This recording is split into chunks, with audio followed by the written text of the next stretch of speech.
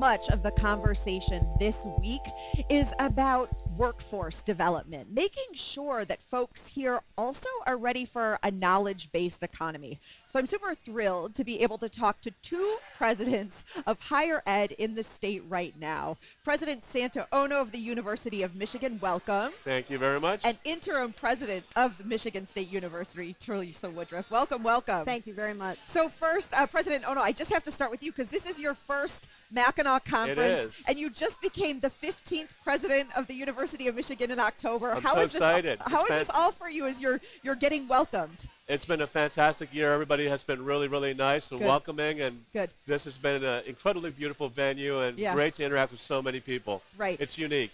It is. It certainly is. And to that point, I mean, where else do you have more than 1,000 thought leaders and folks like yourselves thinking about what it's going to mean to grow Michigan's population, to keep folks here in our state.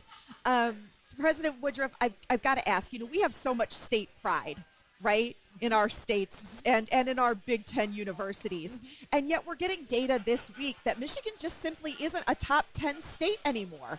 What is that disconnect about our pride and our love for who we are, but that we might not be that state anymore? Well, I think that data is relevant, but I think what we're doing now, and President Ono and I are really working together to reverse course and make sure that that diaspora of people who have left the state for other reasons and perhaps other opportunities really see this as the place of opportunity for them and their families. Yeah. And that's an important equation that both their work and their life has to commingle in order for them to be comfortable in the state of Michigan. And we're working together with the MEDC and with the governor's office to really make sure that our universities as well as the ecosystem really is that warm, welcoming environment for everyone. Yeah. Well, and I want to talk exactly about the work that both of you can do. Yes. So give me an example of what Michigan State University is doing right now as we talk about workforce development. One of the things we're doing is developing a new engineering and digital innovation center, and this is to really invert the way we think about colleges. It's not a college of engineering. It is six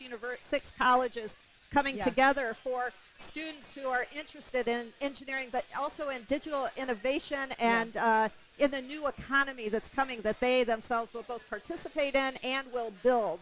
And so this new center allows us to teach in new and innovative ways and to do a new kind of research that asks questions that are orthogonal to the way we've thought in the past. Yeah. President Ono, I feel like every day I am hearing about some new initiative from the University of Michigan, whether it's EVs, whether it's startup. Tell me what the U is doing right now in terms of workforce development.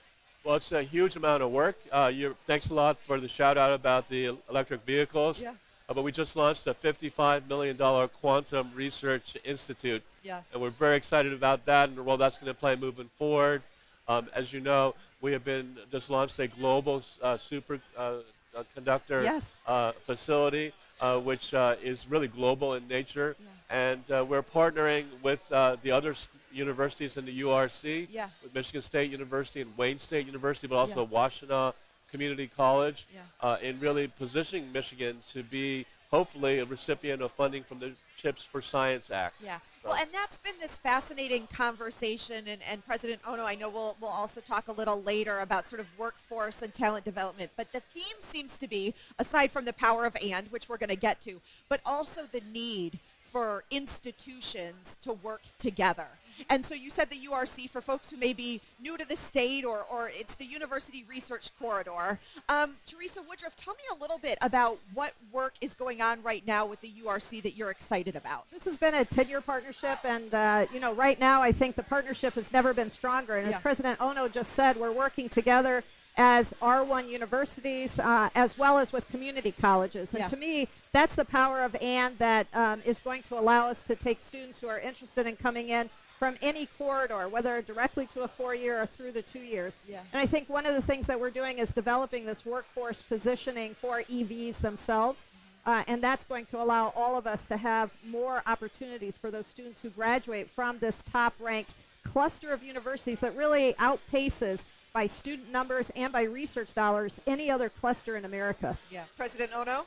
Yeah, I mean, we start off with the top 10 issue. Yeah. As Teresa said, we are #1 in terms of the talent that we produce. Yes. And a 2.7 billion in research is staggering, and people don't know that. It's really a great news story, but also is going to be the seed corn for future innovation and really fueling startup companies that are coming out of our companies and also attracting new industries to Michigan. Yeah. Let's talk a little bit about the cities in which both of you have your universities. I think so often about Ann Arbor, East Lansing, and Lansing, and how these cities, along with these huge universities, can sort of be interdependent and work together in order to keep talent here. Because it's not just the jobs, right? It's where people want to live and work and play. How do you think about the actual environment in which where the university is? It's incredibly important, and I've been speaking to a number of people here in Mackinac about the fact that we have to put out a welcome mat together. And we also have to make this a sticky place for graduates of our universities. So we've been talking about how we can welcome new students to the region. And I'm not talking about Ann Arbor or Lansing or Detroit. We have to talk about one Detroit. And we have to talk about the fact that we are a metropolitan area, a region in a great state. And we have to talk about all of the things that make this a great place to live and to work. The great culture, the great arts, the great sports teams. That's what will keep our graduates here in Michigan. Right. I think, as you know, Michigan State is in all 83 counties because of extension and the work we do in our agriculture and agricultural business areas. And that's really critical. But I think the other thing that we've been doing and partnering with the University of Michigan is to make sure we're across latitude and longitude, from Grand Rapids to Lansing to Flint to Detroit, and then all the way up to Traverse City and up here in the Upper Peninsula. There are places that you have Spartans that actually take care of your health, take care of your gardens, take care of lactation health. And the more we interdigitate, and I think one of the things that we've both brought to our roles is that we are not competitive academically. We're trying to work in the best interest of the entire state. And by doing that, we buoy both of our institutions. And I think that's a critical part of that equation, is to amplify and elevate that ecosystem across the entire state by what we do individually. President Ono, I know you're really bullish on the idea of, yes, keeping students, here from in-state or even from the nation, but you're also looking outside of the country and having students come to the University of Michigan and then stay here. We want them to stay here. As you know, we have a considerable number of international students. They choose our universities because we are research powerhouses. And I'm sick and tired of them actually going to the coast. I want them to stay in Michigan, and there are many reasons for them to stay in this great state.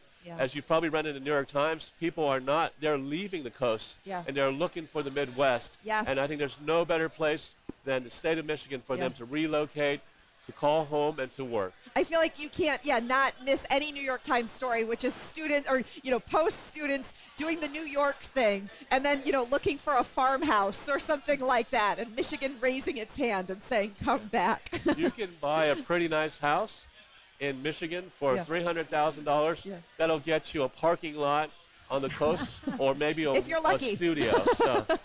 A parking lot for a bicycle, for an electric bicycle. That's right, that's right. President Woodruff, the theme of the conference, of course, is the power of and. And it's this idea that it doesn't just have to be either or solutions. I'm curious about, now that you've had, a day under your belt at the conference, what the power of and means for you and Michigan State University. Well, I think just being around so many people who are in government and in education, people who are in business, that are traditional, and those that are entrepreneurial. Everybody commingling and everybody really pulling the oars together on behalf of the state. That's something that I think is really powerful, and I love the way we're coming together across all these sectors to enable a healthy Michigan. Watch One Detroit, Thursday at 7:30 p.m. You can find more at onedetroitpbs.org or subscribe to our social media channels and sign up for our One Detroit newsletter.